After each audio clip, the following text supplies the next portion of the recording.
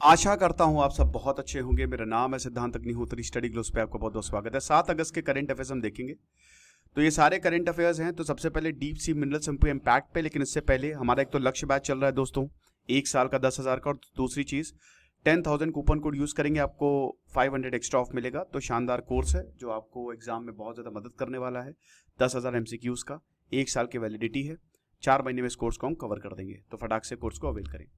तो पेपर 1 के लिए सुपर इंपॉर्टेंट है, यूपीएससी पेपर 1 के लिए, ठीक है ना। जो डीप सी मिनरल्स की बात करें, क्योंकि जब आप समुद्र की गहराइयों में जाएंगे तो आपको जलपरी के साथ साथ बहुत कुछ मिलेगा। तो जो ओशन फ्लोर्स हैं उसमें मेटल्स, रेयर अर्थ मेटल्स और बहुत कुछ वैल्यूएबल रिसोर्सेज हमको देखने को मिलते हैं। इसीलिए हर कोई चाहता है कि समुद्र की गहराइयों से हम ये सारी चीजें निकालें। आपने देखा ना, समुद्र की गहराइयों से तेल भी निकलते हैं। मुंबई ऑयल फील्ड्स आपने देखी होंगी, जो कि रिलायंस ओन करता है। तो बेसिकली कुछ महीनों से पूरी दुनिया जमैका में मिल रही है, वेस्ट इंडीज, वो फ्यूचर क्या होगा डीप सी माइनिंग का, उसको नेगोशिएट करने में लगी है। ISA इंटरनेशनल सीबेड अथॉरिटी, जो कि सब कुछ देखती है, जो कि किंगस्टन में ही है, वो बता रही कि एक ऐसा रेगुलेटरी फ्रेमवर्क बनाए जो कि हर किसी को फायदा मिले। क्योंकि भाई देखिए, रॉ मटेरियल्स हर देश को जरूरत होती है, ओशन फ्लोर से ये मिलता है। तो एक रेगुलेशन बनाए हम, ताकि हर कोई रूल्स एंड रेगुलेशन को फॉलो करे। ओके, तो बहुत सारे क्रिटिकल क्वेश्चंस अभी भी समझ में नहीं आ रही हैं, और ISA ये कह रही है कि ये रूल सबके लिए बाइंडिंग होंगे। 2025 तक हर किसी को ये मानना होगा। इसके बिना कोई भी माइनिंग ऑपरेशन नहीं हो सकता। तो अभी जो हालिया में बात हुई है उसमें काफी डिविजन्स हमको देखने को मिले कि भाई ठीक है, आप सब कुछ निकाल लोगे समुद्र में, लेकिन समुद्र का भी एक इन्वायरमेंट है, उसको कैसे प्रोटेक्ट करोगे, कैसे अंडर वाटर मॉनिटर करोगे। तो जर्मनी, ब्राजील, पलाऊ, बहुत सारे ऐसे देश हैं, ये बोल रहे हैं कि भैया इन्वायरमेंटल इंपैक्ट्स को आप देखिए। चाइना, नॉर्वे, जापान, नायरू ये तो बोल रहे हैं कि अरे यार जल्दी करो, क्योंकि इन सबको क्या चाहिए, इन सबको चाहिए मिनरल्स, ठीक है ना। तो चाइना तो बोले अबे यार छोड़ो यार, देख लेंगे बाद में, तुम पहले डीप सी माइनिंग स्टार्ट करो, बाद में रेगुलेशन सब देख लिया जाएगा। और प्रॉफिट बहुत ज्यादा है, क्योंकि भाई पॉली मेटालिक नोड्यूल्स जो हैं और बाकी मिनरल्स वो हाई सीज में आपको मिलते हैं, ठीक है ना। एक्चुअली क्या होता है कि देश के कुछ एरिया आपके पास आता है, जो पानी का कुछ एरिया है ना, जिसको आपको आपका जो ज्यूरिसडिक्शन है, टेरिटोरियल वाटर्स, ठीक है ना, उसके बाद हाई सीज है, वो ओपन है सबके लिए, ठीक है। तो ये आधे से ज्यादा पूरी दुनिया का जो पानी है, वैसे तो पानी किसी का नहीं है, हवा पानी, लेकिन अब क्या करें, देशों ने इस पे बॉर्डर बना रखा है, तो वो सबका है। तो एक तरीके से कॉमन हेरिटेज है मैनकाइंड के, और ISA इसको, मतलब ISA इन्हीं हाई सीज को मैनेज करती है। अब इनको भी डीप सी के लिए यूज किया जाएगा, डीप सी माइनिंग के लिए यूज किया जाएगा। तो अभी तक 31 एक्सप्लोरेशन लाइसेंसेस चाइना कंपनी को इन्होंने दे चुके हैं। मतलब अभी तक 31 लाइसेंस इन्होंने पूरी दुनिया में बांटे हैं। चाइना के पास ऐसे 5 लाइसेंस है। क्या क्या मेटल्स मिलते हैं भाई? कॉपर, निकल, और भाई देखिए अब फ्यूचर जो है वो ई व्हीकल है, और कॉपर, निकल, बाकी मैग्नीज, कोबाल्ट, पॉलीमेटालिक नोड्यूल्स, ये सब इलेक्ट्रिक कार बैटरीज में यूज होते हैं। तो पूरी दुनिया में इसकी डिमांड है, ठीक है ना। और चाइना का सबसे बड़ी बैटरी कंपनी चाइना में है, तो इसीलिए चाइना को इसकी बहुत ज्यादा जरूरत है। अब यही आपको हवाई और मैक्सिको में भी मिलेगा, जो क्लेडियन क्लिपर्टन जोन है वहां पे भी आपको देखने को मिलेगा। बाकी पॉलीमेटालिक सल्फाइड्स और कोबाल्ट रिच फेरोमैग्नीज क्रस्ट यहां पे भी। लेकिन इन्वायरमेंटल रिस्क है, क्योंकि भाई अब अगर आप बहुत गहरे में जाओगे तो जो वहां पे जीव जंतु हैं उनको तो खत्म कर दोगे आप माइनिंग से।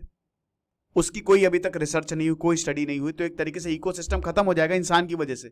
इंसान को हमको चीजें देनी है, तो इसकी वजह से बाकी सब खत्म कर दो, अल्टीमेटली इंसान ही खत्म होगा, खत्म इंसान ही होगा।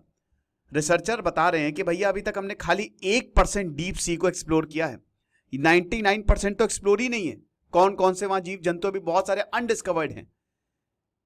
तो चाइना जो डीप सी माइनिंग है, चाइना कह रही है कि भैया ये हमारे लिए तो भैया बहुत अपॉर्चुनिटी है, हमको पैसा चाहिए, और पैसे के लिए हमको मिनरल्स चाहिए। तो भाड़ में गया इन्वायरमेंटल रिस्क, टेक्निकल चैलेंजेस सब देख लिया जाएगा। लेकिन स्टडी कमीशन की गई थी ग्रीन पीस में, उसमें बताया कि जो रॉ मटेरियल्स ओशन फ्लोर पे मिलते हैं वो हो सकता है एनर्जी के लिए जरूरी भी ना हो। यानी कि पता चला आप करोड़ों अरबों रुपए देकर पूरे समुद्र को बर्बाद कर दिया, और जो आपको मिला बदले में वो शायद टेक्नोलॉजी के लिए जरूरी भी ना हो, मतलब वो बेकार है। तो बैटरी टेक्नोलॉजी, देखिए अभी नई नई टेक्नोलॉजीज आ गई हैं, न्यू बैटरी टेक्नोलॉजीज के लिए आप और भी कुछ कर सकते हो, लेकिन डीप सी माइनिंग खतरे से खाली नहीं होगा। तो हमको समझना पड़ेगा, जो मेटल कंपनीज हैं अब वो माइनिंग लाइसेंस के लिए अप्लाई करने वाली हैं, 2024 एंड में अप्लाई कर देंगे और ऑपरेशन 2026 में शुरू हो जाएंगे। नॉर्वे भी यही चाह रहा है कि नॉर्थ अटलांटिक का लाइसेंस हमको मिले और ऑपरेशन 2030 तक ये शुरू करेगा। तो आईएसएस को लाइसेंस मतलब अप्रूवल देता है, देखेंगे आगे क्या होगा। बेली ब्रिज प्रीलिम्स के लिए बड़ा इंपॉर्टेंट है। केरल का वायनाड डिस्ट्रिक्ट खत्म हो गया। आप समझ सकते हैं कि 200, ये तो ऑफिशियल आंकड़ा है, आप ये समझिए कि 219 अभी तक ऑफिशियली, अब 4 अगस्त तक इनकी जिंदगी खत्म होगी, मर गए हैं ये लोग, और 206 मिसिंग हैं। और अभी भी लगातार जो रेनफॉल है वो होती जा रही है। और ये बेली ब्रिज है, ये इतना सुर्खियों में क्यों है? क्योंकि रातों रात आर्मी ने इसको कंस्ट्रक्ट किया है। एक्चुअली नदी थी, ब्रिज टूट गया, इस पार से उस पार जाना था, तो इंडियन आर्मी के मद्रास इंजीनियर ने बेली ब्रिज को कंस्ट्रक्ट किया थर्सडे को चूरलमाला में, और ताकि मुंदकई विलेज तक हम पहुंच सके। 190 फुट का यह ब्रिज है और इसमें हैवी मशीनरी से लेकर एम्बुलेंस से लेकर आदमी तक सब चल सकते हैं। आप देख ही सकते हो इस तरीके का कुछ ये ब्रिज है, राइट। तो एक तरीके का मॉड्यूलर ब्रिज है, पहले से ही हमने इसका सब कुछ रखा हुआ है। ऐसे क्या होता है ना कि जब कई बार डिजास्टर में जब कोई ऐसी आपदा आती है तो आपको ऐसी चीजों की जरूरत पड़ती है, पुल वुल की जरूरत पड़ती है, तो पहले से ही बना के रख लेते हैं हम लोग ताकि तुरंत इसको असेंबल कर दिया जाए, कंस्ट्रक्शन की ज्यादा दिक्कत ना हो। तो 24 घंटे के अंदर अंदर इसको बनाया क्या, आप इसको ऐसे समझ सकते हो कि आपदा से पहले हमने ये पुल बना के रखा हुआ है, स्टोर रूम में रखा हुआ है, जब भी आपदा आएगी वो लगा देंगे वहां पे जाके, ताकि रैपिड डिप्लॉयमेंट जो है वो हो सके। अब ये बेलिज डोनाल्ड कोलमैन बेली ने इसको इंट्रोड्यूस किया था, जो कि इंग्लिश सिविल इंजीनियर थे वर्ल्ड वॉर 2 के दौरान, ताकि तुरंत जो है वो लॉजिस्टिक सप्लाई हो सके, ठीक है ना। British field master lord Bernard Law Montgomery ने ये बोला था कि सबसे इंपॉर्टेंट बेली ब्रिज रहा है, क्योंकि जो वॉर एफर्ट में इसने कंट्रीब्यूशन किया है गजब है। भारत ने भी इसका अच्छा खासा यूज किया। 1971 जब हम पाकिस्तान से युद्ध लड़े, हमने बांग्लादेश को लिबरेट करा। अब सेकेंड वॉर ऑफ इंडिपेंडेंस वहां पे हो गई और बांग्लादेश इस समय बड़ी मुसीबत में है। शेख हसीना चली गई हैं, लेकिन एक तरीके से भारत के लिए बहुत अच्छा नहीं हुआ और बांग्लादेश में जो लग रहा था कि बहुत बढ़िया डेमोक्रेसी आएगी वो आ नहीं पाई। अब देखेंगे आगे क्या होगा। तो भारत ने अपने ही ब्रिज इक्विपमेंट जो है तब से बनाना शुरू किया और इंपोर्ट्स भी हमने किए हैं सोवियत यूनियन से। बेली ब्रिज इसमें प्री फैब्रिक जो स्टील है वो पहले से ही होता है और उसमें सब कुछ कनेक्टेड होता है, बस आपको वहां पे बांधना होता है। ओके, तो ये हिसाब किताब रहता है। उसके बाद बहुत जबरदस्त होता है, लाइट काफी ज्यादा होता है बेली ब्रिज, आसानी से आप ट्रांसपोर्ट कर सकते हो। सबसे बड़ी बात, कुछ भी इसमें जा सकता है। विनेश फोगाट, मेरे ख्याल में ये इस समय की सबसे दुखद न्यूज है। एक तो नीरज चोपड़ा को सिल्वर मिला, गोल्ड नहीं मिला, मुझे बहुत दुख हुआ, बट चलो कोई बात नहीं, सिल्वर तो मिला। अभी तक इस ओलंपिक्स में हमने ब्रॉन्ज जीते हैं, गोल्ड नहीं जीता है। विनेश फोगाट गोल्ड जीत जाती, बट अनफॉर्चुनेटली डिस्क्वालीफाई हो गई। प्रीलिम्स के लिए सुपर इंपॉर्टेंट है। तो आपको पता है कि इन्होंने जापान की ससाका, यूरी ससाका ऐसे ही कुछ नाम था, उनको हराया। इससे पहले वो 82 मैच जीत चुकी थी, एक भी नहीं हारी थी, लेकिन विनेश फोगाट ने हरा दिया। फाइनल में गई वो। फाइनल से पहले मतलब क्या होता है कि डे 1 डे 2 इसको मैंने बहुत अच्छे से कवर भी किया है। ये 49.9 kg थी, लेकिन फिर उसके बाद इन्होंने खाना खाया। एक्चुअली 2 दिन मैच होते हैं, पहले दिन क्वालिफाइंग, क्वार्टर फाइनल और सेमीफाइनल, उससे पहले वेट किया जाता है। इनका वेट 49.9 था। उसके बाद जब ये इन्होंने जब कुछ लिया, केला, और शायद इनका जो डॉक्टर दिनशा पारदी वाला सबसे बड़े डॉक्टर स्पोर्ट्स की अगर बात करें तो शायद कुछ दिया इनको, केला दिया, पानी दिया, उससे वेट इनका 52 हो गया, 2.5 किलो ज्यादा हो गया।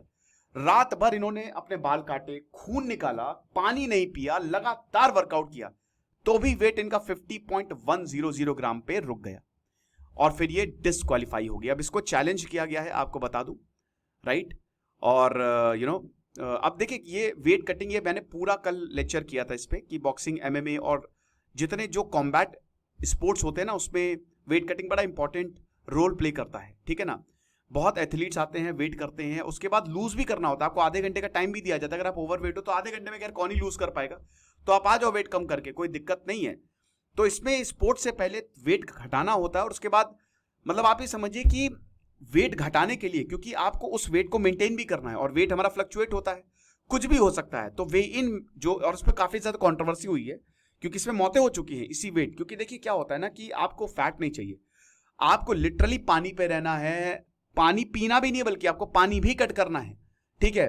आपको छोले भटूरे, नान वान वो तो भूल जाइए, आपको वो खाना खाना रहता है जिसमें मैक्सिमम एनर्जी मिले, समझ रहे हो, और मिनिमम फैट हो, मिनिमम कैलोरीज हो। तो ये आसान नहीं होता है, तो इसमें काफी ज्यादा कंट्रोवर्शियल है, क्योंकि इसमें मौतें भी हुई हैं। तो ओलंपिक्स में भी ये होता है, दोनों दिन होता है, पहले एक दिन होता था लेकिन अब दोनों दिन होता है, तो आपको वेट दोनों दिन तक मेंटेन करना पड़ता है।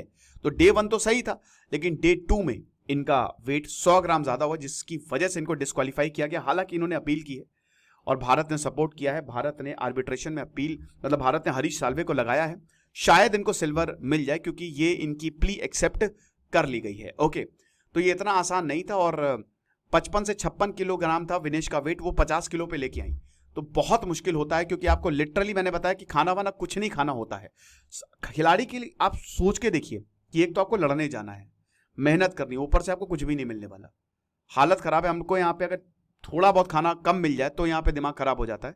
लेकिन सोचिए, तो 50 केजी में विनेश लड़ रही थी, और भाई रूल्स एंड रूल्स। अब यहाँ पे जो UWW के प्रेसिडेंट है, यूनिवर्सल वर्ल्ड रेसलिंग के प्रेसिडेंट निनाद लालोविक ने बोला कि देखिए एक्स्ट्रा ग्राम की बात नहीं थी, बट ओवरऑल रिस्क था, ठीक है ना। तो आप ये समझिए कि इट्स मतलब दिक्कत थी। तो ग्लोबल स्टॉक मार्केट फ्लॉर की बात करते हैं, प्रीलिम्स फैक्ट है। आप ये समझिए कि रिसेशन आने वाला है, ऐसा अमेरिका में संकेत दिख गए हैं। तो सबसे पहले तो बोला गया कि अगले साल तक अमेरिका में रिसेशन आ जाएगा, लेकिन बहुत भयानक नहीं होने वाला है। 3 चीजें, एक तो अमेरिका में जो रिपोर्ट आई, एम्प्लॉयमेंट की जो रिपोर्ट थी, उसमें एम्प्लॉयमेंट बहुत कम जनरेट हुआ, 1.25 लाख के करीब उम्मीदें थी और 1,18,000 के करीब जनरेट हुआ, छटनी हुई है, लोगों को निकाला गया है। फिर उसके बाद जापान ने क्या किया, इंटरेस्ट रेट बढ़ा दिए। ये मैंने येन ट्रेड बहुत अच्छे से कल कवर किया चैनल पे, स्टडी ग्लोस पे, कि आखिरकार कैसे रुपया घटता बढ़ता रहता है। कोई करेंसी किसी पर्टिकुलर करेंसी, जैसे डॉलर के मुकाबले येन बढ़ रहा है, घट रहा है, रुपए बढ़ रहा है, घट रहा है, तो कैसे होता है, डिमांड एंड सप्लाई पे होता है। तो वो आप जरूर देखिएगा। उसके बाद वेस्ट एशिया में भी जो जियोपॉलिटिकल टेंशन है, पता नहीं ईरान कब हमला करेगा इजराइल पे, लेकिन जब भी हमला करेगा खतरनाक होगा, ना ही हमला करे तो ज्यादा अच्छा है।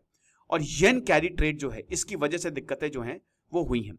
अब आपको पता है येन खरीदा जाता है, जैसे डॉलर, जैसे देखिए डॉलर, अब आपको तेल अगर खरीदना है तो आप डॉलर खरीदते हो, ठीक है ना। जितना ज्यादा आप डॉलर खरीदोगे, डॉलर खरीदने के लिए आपको पैसे भी उतना ही रुपया देना पड़ता है। जो भी करेंसी है, अगर आप डॉलर खरीद रहे हो, पूरी दुनिया का ट्रेड डॉलर से होता है, तो आपको डॉलर रिजर्व में रखना हो, तो जितना ज्यादा डॉलर खरीदोगे उतना रुपया कमजोर होगा, क्योंकि डॉलर की डिमांड बढ़ गई है। तेल में आप डॉलर से ही तो पेमेंट करोगे ना, रुपए तो करोगे नहीं। तो आप बहुत ज्यादा अगर डॉलर खरीदोगे या डॉलर, तो फिर प्रॉब्लम होती है। अब जापान में क्या था ना, कि जापान की जो करेंसी येन है, जापान में 0 इंटरेस्ट है, यानी कि जापान में अगर वहां पे आपको इंटरेस्ट देना ही नहीं है, नेगेटिव इंटरेस्ट रेट चला गया था। तो जहां पे इंटरेस्ट ही आपको नहीं देना है, मान लीजिए आप लोन ले रहे हो, 0 इंटरेस्ट रेट है, तो क्यों नहीं लोन लेगा इंसान, इंटरेस्ट बहुत ज्यादा होता है ना लोन्स में। तो जापान में भी सेम चीज है, जापान में नहीं, जापान सेम चीज नहीं, जापान में इंटरेस्ट ही नहीं है। तो यहां पे इन्वेस्टर्स क्या करते हैं, जापान से पैसा निकाल के दूसरे देशों में इन्वेस्ट करते हैं। लेकिन अगर मान लो कि जापान में इंटरेस्ट रेट बहुत ज्यादा है, आप समझ रहे हो, या कोई भी देश में इंटरेस्ट रेट ज्यादा है, तो लोग फिर पैसा निकाल के उस देश में इंटरेस्ट इन्वेस्ट करेंगे, क्योंकि भाई वहां पे इंटरेस्ट आ गया, ठीक है, और फिर फायदा भी नहीं मिला, तो करेंसी जो है वो स्ट्रांग होती जाती है। तो यही हिसाब किताब है। तो जापान येन जो है, जहां पे 160 $1 को 160 येन था, वो 143 पे आ गया। तो वही हिसाब किताब रहा। तो इसकी वजह से बताया जा रहा है कि भाई दिक्कत हो सकती है। उसके बाद डिजास्टर मैनेजमेंट एक्ट में अमेंडमेंट बहुत ज्यादा जरूरी है। सरकार ने जो 2005 में बिल लाया था, उसको अमेंड करने वाली है, और वही है कि भैया बहुत ज्यादा जरूरी है कि हम नेचुरल डिजास्टर को जो है वो खत्म कर सकें। 2004 में जब सुनामी आई थी, तब उसके तुरंत बाद ये बिल लाए थे हम। NDMA, SDMA, NDRF, NIDM, ये सब 2005 के बाद ही क्रिएट हुई थी, जिसकी वजह से नेचुरल डिजास्टर को आसानी से मैनेज किया गया था। अब इसमें अमेंडमेंट्स की बात की है। प्रोपोज्ड अमेंडमेंट यही है कि सबसे पहले तो इसमें urban disaster management authority, state Capitals और म्युनिसिपल कॉर्पोरेशन में म्युनिसिपल कमिश्नर जो हैं वो इस समय डिजास्टर मैनेजमेंट को दे हेड इट। SDRF की बात करें तो जितने भी राज्य हैं उनको बोला है कि आप अपना खुद का SDRF जो है वो बना के रखें। NCMC की अगर बात करते हैं, नेशनल क्राइसिस मैनेजमेंट कमेटी, तो इसमें भी कैबिनेट सेक्रेटरी है और एक नोडल बॉडी है ये डिजास्टर्स के लिए। और उसके बाद NDMA का जो है वो लगातार रोल बढ़ा है, क्योंकि डिजास्टर आते जा रहे हो, क्लाइमेट चेंज जैसे जैसे हो रहा है और ज्यादा तबाहियां जो है वो आएंगी। तो एक तरीके से यहाँ पे यही बोला गया है कि जो गाइडलाइंस हैं वो आप इशू करिए, मिनिमम रिलीफ स्टैंडर्ड बना के रखिए, ये बहुत ज्यादा जरूरी होगा। मैन मेड डिजास्टर क्लासिफिकेशन की बात करें तो देखिए इसमें जो मैन मेड कॉज हैं, it do not include law and order situation. जैसे अब दंगा है तो मैन मेड डिजास्टर है, तो वो एनडीआरएफ एनडी इसमें जो हमारा डिजास्टर मैनेजमेंट एक्ट है उसमें नहीं आएगा, ठीक है ना। वाइस चेयरपर्सन अभी तक है ही नहीं, तो इसको भी एड्रेस करने की बात है। और एनडीएमए को और ज्यादा स्ट्रेंथन करिए, क्योंकि कहीं ना कहीं एनडीएमए में प्रोविजंस थोड़े से कम है, आपको पॉलिटिकल और एडमिनिस्ट्रेटिव पावर्स को ज्यादा देनी होगी। वाइस चेयरपर्सन जो है इसमें है नहीं, जिसकी वजह से लीडरशिप नहीं है। तो विदाउट लीडरशिप कोई भी ऑर्गेनाइजेशन नीचे ही गिरती है। एडमिनिस्ट्रेटिव और फाइनेंशियल पावर भी एनडीएमए में नहीं है और NDMA is under staff. Conclusion यही है कि जो अमेंडमेंट्स हुए हैं, अमेंडमेंट्स प्रपोज किए गए हैं, उसमें डेफिनेटली चीजें बेटर होंगी। ये लेक्चर था, आई होप आपको समझ में आया होगा। Thank you so much.